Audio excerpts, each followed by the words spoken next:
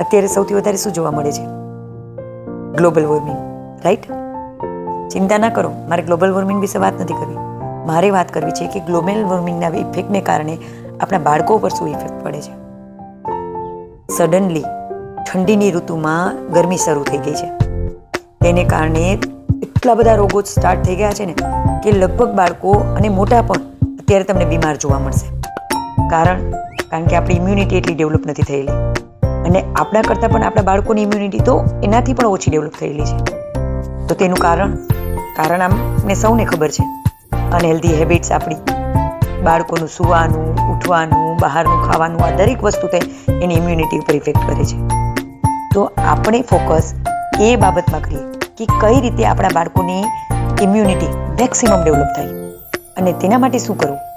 તો તેના માટે બાળકોને મેક્સિમમ ફ્રૂટ્સ, શાકભાજી, બને એટલું રો ફૂડ આપીએ, બને એટલું હેલ્ધી ફૂડ આપીએ. આઉટસાઇડર ફૂડ મેક્સિમમ ઓછું કરી દઈએ. આ દરેક વસ્તુ એવી છે કે લોંગ ટાઈમે બાળકોની ઇમ્યુનિટી વધારે ડેવલપ કરશે.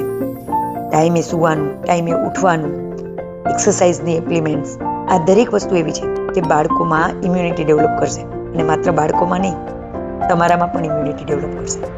અને અત્યારે આપણા હાથમાં મેક્સિમમ આપણે હેલ્ધી કઈ રીતે રહી શકીએ અને આપણા બાળકો કઈ રીતે રહી શકીએ એ તો છે જ. તો ગ્લોબલ વોર્મિંગ તો જે પગલાં લઈ શકીએ લેશું, અને આપણા બાળકોની અને આપણી હેલ્થના પગલાં તો આપણે ચોક્કસ લઈએ.